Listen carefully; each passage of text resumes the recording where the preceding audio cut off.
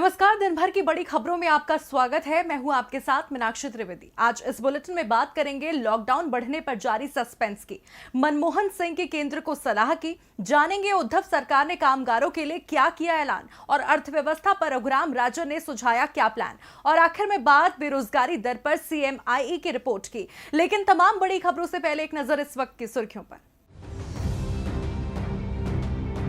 अखिलेश यादव ने फिर उठाया दूसरे राज्यों में फंसे उत्तर प्रदेश के लोगों का मुद्दा। कहा हर दिन बढ़ रही है लोगों की मुश्किलें। योगी सरकार सूची और योजना बनाने के नाम पर कर रही है समय बर्बाद। मध्य प्रदेश की शिवराज सरकार ने महिलाओं को सौंपा मास्क बनाने का जिम्मा। एक मास्क के मिलेंगे 11 रुपए। एक महिला को एक बार में कम से कम 200 मास्क बनाने का मिलेगा ऑर्डर।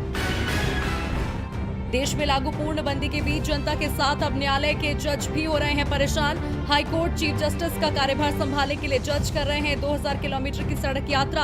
हाल ही में राष्ट्रपति रामनाथ कोविंद ने की है न्यायाधीशों की नियुक्ति। 3 मई तक जारी तालाबंदी के बीच स्टूडेंट्स और पेरेंट्स से बातचीत करेंगे मानव संसाधन विकास मंत्री रमेश पोखरियाल निशंक। कल 27 अप्रैल को 1 बजे ट्विटर पर होंगे लाइव।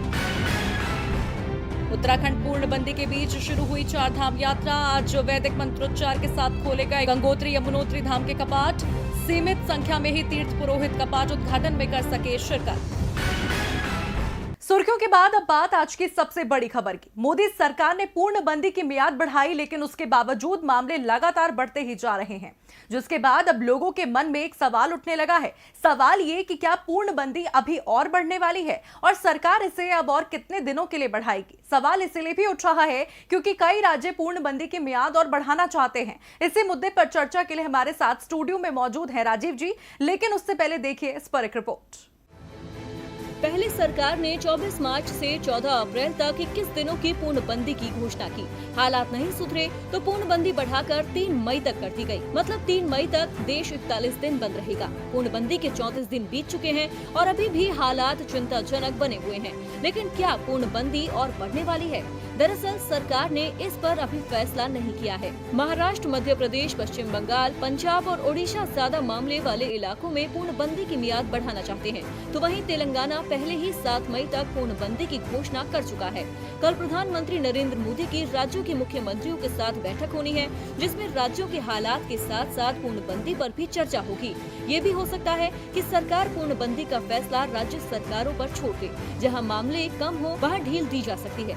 खैर, सरकार ने आगे की रणनीति पर विचार करना शुरू कर दिया है। कल मामले को लेकर सभी राज्यों के मुख्य सचिवों और DGP समेत वरिष्ठ अधिकारियों के साथ बात की थी।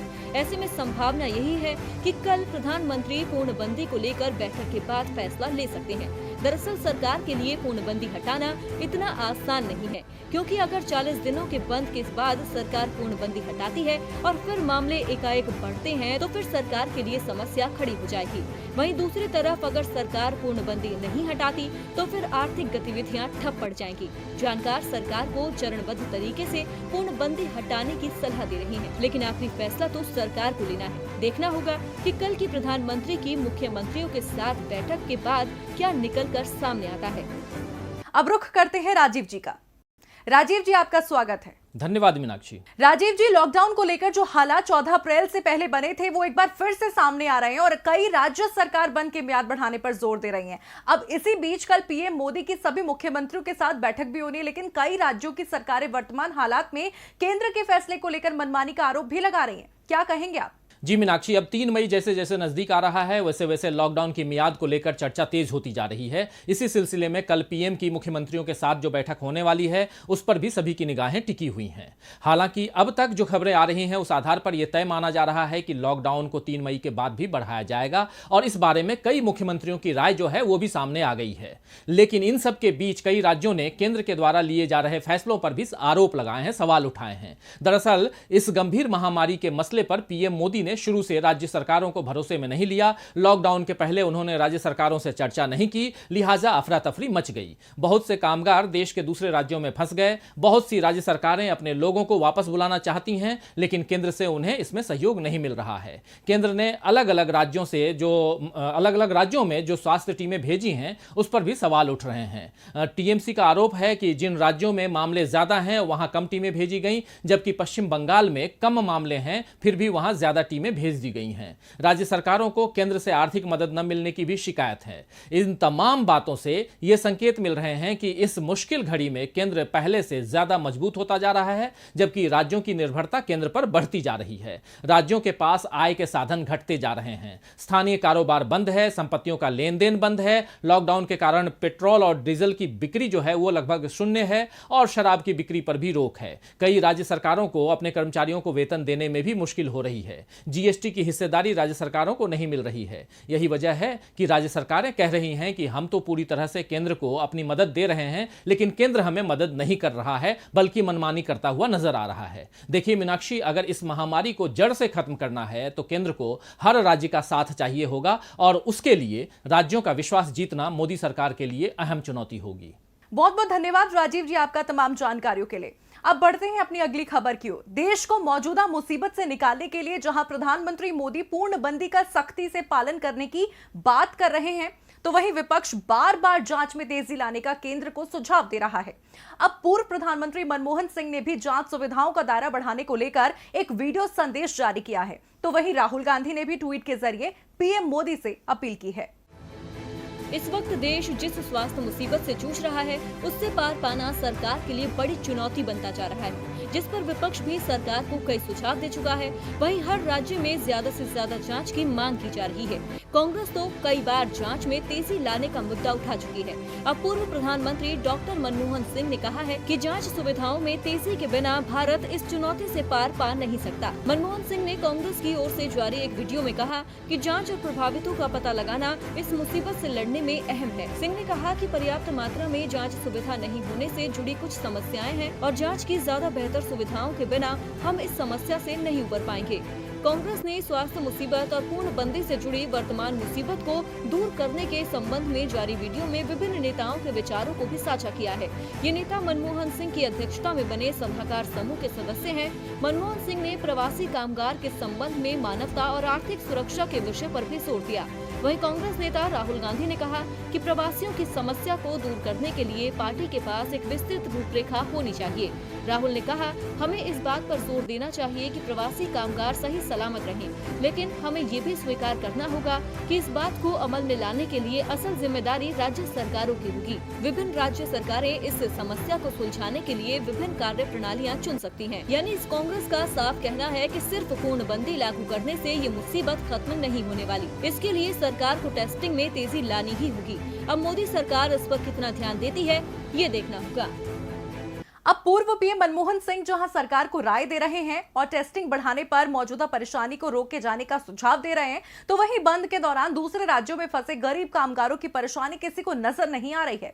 इसी बीच उद्धव सरकार ने गरीब कामगारों को उनके गृह राज्य पहुंचाने के लिए कवायद तेज कर दी है। उद्धव सरकार ने 6 राज्यों से कहा है वो अपने प्रवासी कामगारों को घर बुला लें।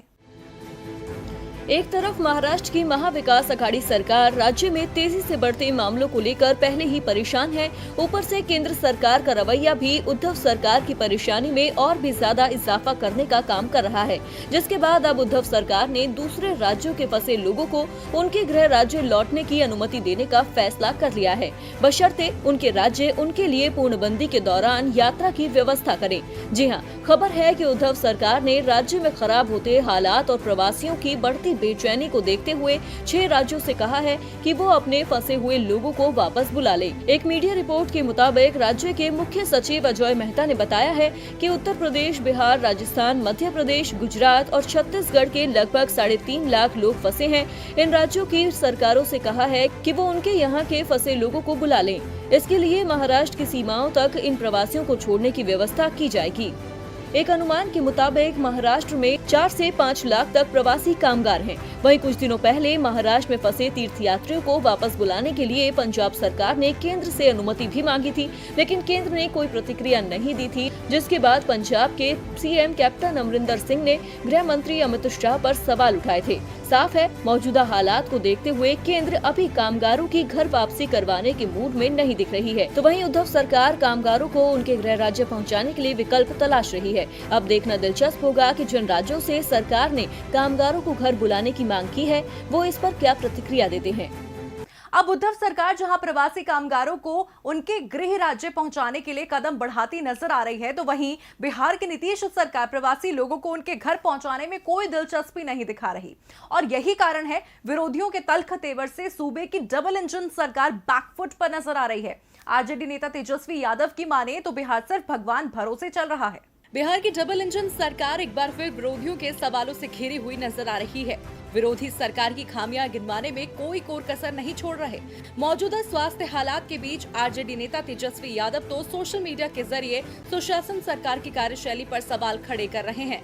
जिला और सत्र न्यायाधीश शिवहर की चिट्ठी का हवाला देते हुए तेजस्वी ने ट्वीट किया है, जिला और सत्र न्यायाधीश शिवहर के इस पत्र को पढ़कर आप बिहार सरकार की मौजूदा मुसीबत से जुड़ी तैयारियों, बचाव और उपचार का अंदाजा लगा सकते हैं। मैं पहले दिन से कह रहा हूं, बिहार भगवान भरोसे चल रहा है।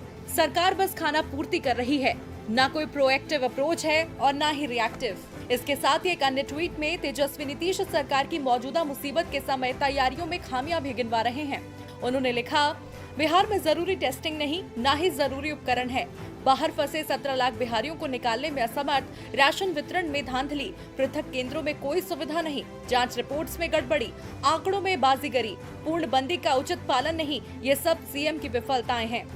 सिर पर मुसीबत भारी है, लेकिन उसके बावजूद बिहार में सियासत जारी है। विपक्ष सरकार को बेहतर इंतजाम करने का सुझाव तो दे रहा है, लेकिन साथ ही अपना उल्लू सीधा करने में लगा है।